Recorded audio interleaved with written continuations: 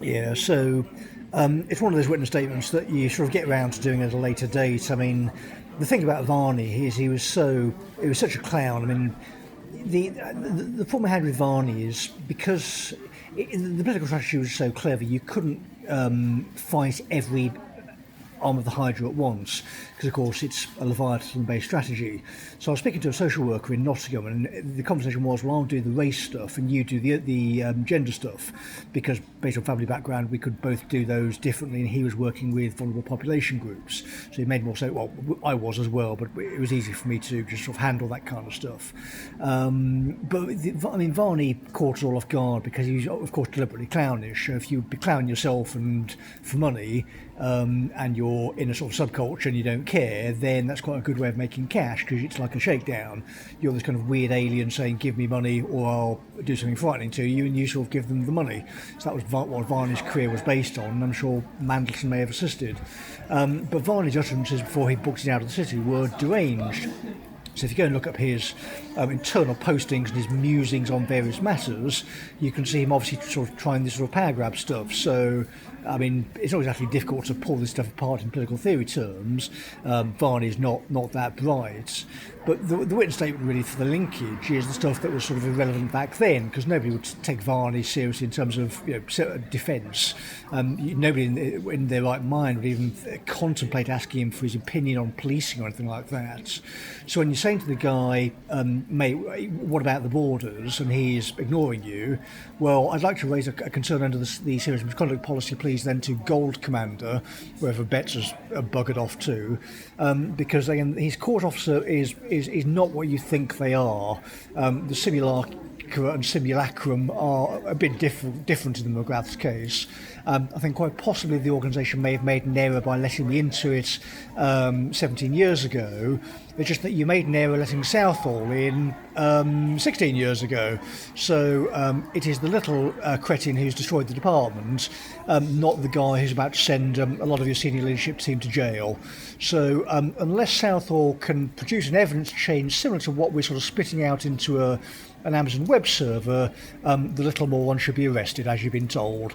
So go and find her, get a police officer in her face, and I expect her to be interviewed under caution by midday on Monday. So we're sitting here in Edinburgh on a rainy Sunday. It's pissing it down with rain, and somebody has put a traffic cone on Adam Smith's head, because the joke is long worn off. But people here are still entrepreneurial, and entrepreneurial means, of course, blowing the city to bits. So when you're discussing sort of military matters with your colleagues, well, if you think about defence policy and rearmament, well, it's sensible, isn't it? You've got a huge problem. A lot of creation comes out of destruction. I mean, if your garden is full of rubbish, just clear it out. Okay, I don't want to deal with the rubbish, clean slate, then rebuild. But because of the state of Birmingham, you could just glass it, evacuate assets and just wipe it off the map. So when you've got territorial sovereignty, you can do whatever Rupert likes, and the infrastructure is always there. You've got a load of properties that nobody actually wants to live in, because everyone's fleeing the city. Nobody would want to live in any of the properties we rent. They're there because they have to be there. It's a mercy to these people to get them to decent accommodation and stop charging them money to be turfed out into that kind of place if they lose their job, because central government has abandoned them. Well, we've got the infrastructure there, it can be repurposed. So it's not actually a difficult project, isn't it? You arrest the criminals, so in terms of politics, we are the do you want to arrest criminals party? Yes, no, so there's a good foundation. Then we're not going looking for criminals. It's not like this sort of a Stalinist purge. We're saying, well, here's existing law. Can the police actually turn up, please? I'm sitting here in the rain under an arch. I don't see them here because they don't turn up. Edinburgh police motor around in their cars, sit around in the police station, but of course don't engage in solving crime, because if they had, we would have had a police liaison between November and now. And of course in Sutton Gymnasium they're doing theatre performances, so who knows what they're doing. So you're sitting here thinking, from Varney until that, there's your clown show. So the clown show is governance, so the governance clown show is in Parliament, so we clear Parliament out by possibly cutting their heads off. if your politics is we are counter-revolutionaries, then you can put that in your party policy. So a death penalty referendum has already been proposed. Hello, English or Welsh, Scots and Irish and all the rest. Would you like to bring the death penalty back? Yes, no. And if so, just the threat of it deals with people like John Cotton, Varney, all these people, and they can't run and hide. So in the global panopticon, I'm not. You're not here with. I'm not there with you. You're there with me, or whatever it was. But we're not tolerating these people. They're crooks.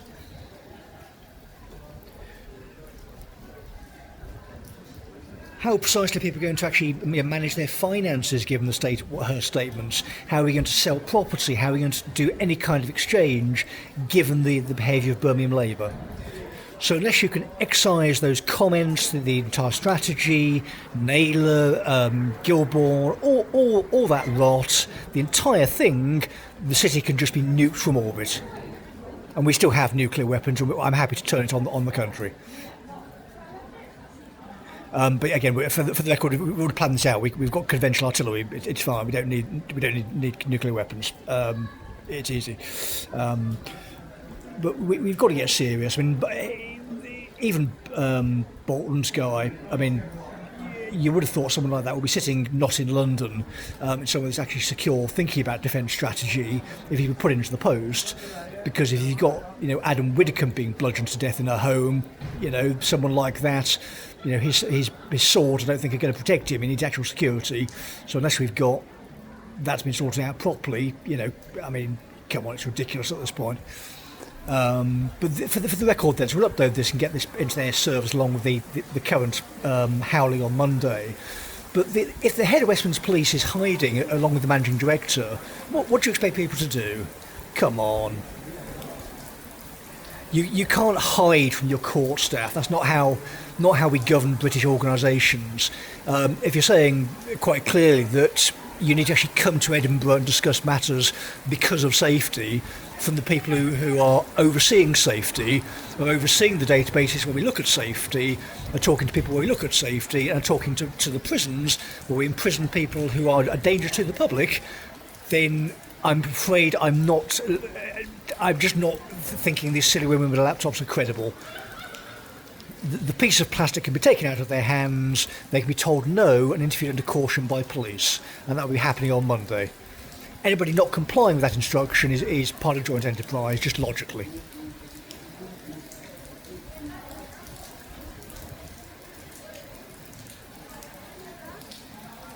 To sound like this, you need to get away from people who would kill you.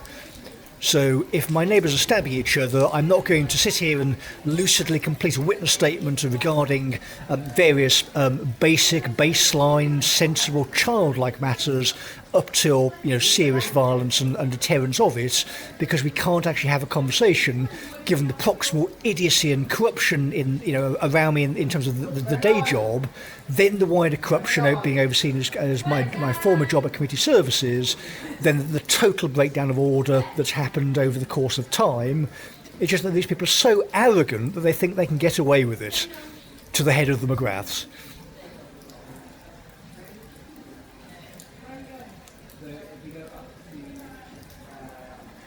So you can tell they've done nothing, because I think even the former partners would have picked up the phone by now. I'm not going to chase these people, and I've said I want you to take instruction and be honest, and they're not replying. I'm not giving you a second chance. Do as you're told, or I'm not interested. Somebody else in the legal profession can take your lunch. We're not even interested in money. We want to free up the arteries a bit, so we can actually get engaged with. We've gone past the security vetting. When you'd be instructed not to strangle a lord to death, I mean, I think the spooks are probably quite happy. So for $5,000, we can probably start arresting people by Wednesday. And I can pay it, so I can stick it on the credit card. But I'm not going to do it when the entire legal profession is hiding.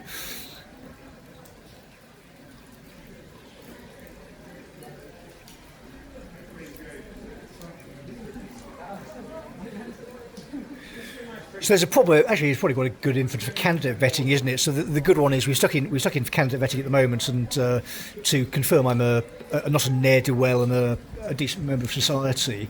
But if the candidate vetting people could engage with the lawyers, maybe to make sure that assets are taken care of, given that I haven't been murdered in my home in November, that could be a good part of their vetting process. But anyway, that's it for the witness statements. I'll go off to these idiots on Monday.